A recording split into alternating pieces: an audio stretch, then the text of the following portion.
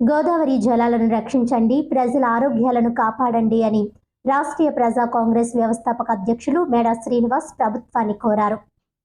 రాజమండ్రి పరిసర ప్రాంతాల్లో ప్రజల ఆరోగ్యాలు క్షీణించటానికి ఆంధ్రప్రదేశ్ పేపర్ మిల్ నుండి విడుదలయ్యే ప్రమాదకరమైన రసాయనాలే ప్రధాన కారణం. పేపర్ మిల్ ద్వారా విడుదలయ్యే విషపూరిత రసాయనిక వ్యర్థాలు అన్నీ నేరుగా గోదావరిలోకి చేరుతున్నాయని, గోదావరి జలాలను తీవ్రంగా కలుషితం చేస్తున్నారు. రాజమండ్రి పరిసర ప్రాంతాల్లో ప్రైవేట్, కార్పొరేట్ ఆసుపత్రిలో రోగులు రద్దీ పెరగడానికి కారణం కూడా పేపర్ మిల్ నుండి విడుదలయ్యే వ్యర్థాలే కారణంగా భావించాలి.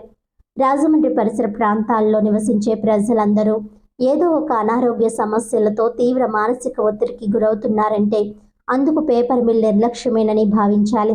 గోదావరి జలాలు విషపూరితంగా మారి త్రాగునీరు కలుషితమవుతున్న సంబంధిత యంత్రాంగం నిమ్మకు నీరెత్తినట్లు వ్యవహరించడం వెనుక భారీగా అవినీతి ముడుపులు నడుస్తున్నాయని ఆయన తీవ్ర ఆరోపణలు చేశారు.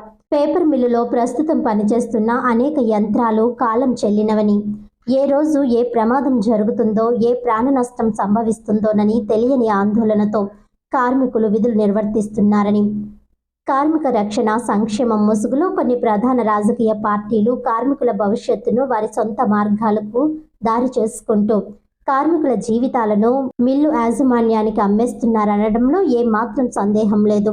గతంలో కార్మికుల ఉద్యోగాలను పరంపరా స్కీమ్ ముసుగులో పెద్ద స్కామే చేశారని, ఇప్పటికీ పరంపర బాధితులను, వారి కుటుంబాలను ఆ సమస్య వెంటాడుతూనే ఉంది. పరంపర ద్వారా కార్మిక కుటుంబాల్లో వెలుగులు నింపుతాము అని నమ్మించి వారి జీవితాలను కారు చీకటి చేసేశారని ఆయన విమర్శించారు. కాలుష్య నియంత్రణ శాఖ ఎవరి కోసం పనిచేస్తుందో అర్థం కావడం లేదు. జీతాలు ప్రభుత్వం నుండి తీసుకుంటున్నారు, విధులు మాత్రం కాలుష్య పరిశ్రమలకు అనుకూలంగా వ్యవహరిస్తున్నారు.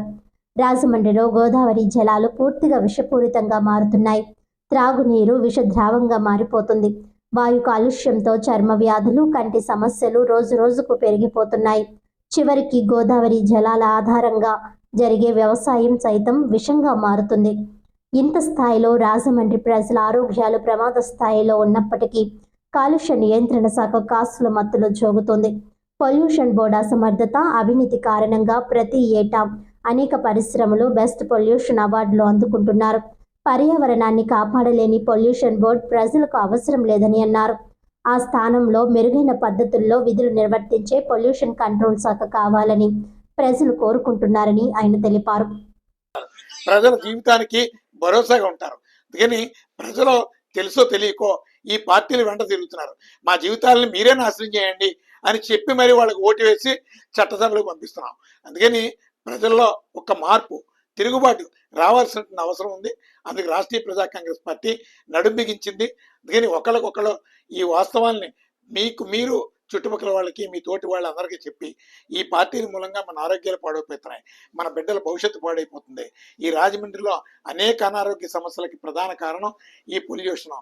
ఈ నాయకులందరూ కూడా అక్కడ అడుక్కుంటున్నారు. వాళ్ళు ఇచ్చేటటువంటి భిక్ష దేహి అని అడుక్కొని మనకు అన్యాయం చేస్తున్నారని, ఇలా మనం సిగ్గు లేకుండా నిర్లజ్జగా వాళ్ళకి కాస్త పౌరుషం వచ్చేటట్టు కాస్త అలాంటి పదునైనటువంటి పదాలు వాడితే కనీసం సిగ్గైనా వస్తుంది. వీళ్ళు చట్టసభలకు ఎందుకు వెళ్తున్నారో తెలియదు. పార్లమెంట్కి రాజమండ్రి నుంచి ప్రాతినిధ్యం వహిస్తున్నారు, అసెంబ్లీకి ప్రాతినిధ్యం వహిస్తున్నారు. వీళ్ళు చట్టసభల్లో ఎప్పుడైనా ఈ రాజమండ్రి ప్రజల ఆరోగ్యాల కోసం కానీ, గోదావరి పొల్యూషన్ కోసం కానీ మాట్లాడినటువంటి దాఖలాలు. అందుకని మన రాజమండ్రిని మనమే బాగు చేసుకుందాం. సేవ్ రాజమండ్రి అనే ఒక నినాదంతో ఖచ్చితంగా ఈ రాజమండ్రిలో ప్రతి ఇంటి నుంచి కూడా రాష్ట్రీయ ప్రజా కాంగ్రెస్ పార్టీని బలోపేతం చేసే విధంగా అందరూ చైతన్యవంతులు చేద్దాం. దానికి అందరం కూడా కలిసి ఈ ఉద్యమ కార్యాచరణలో భాగస్వాములు అవుదామని సందర్భంగా తెలియజేస్తూ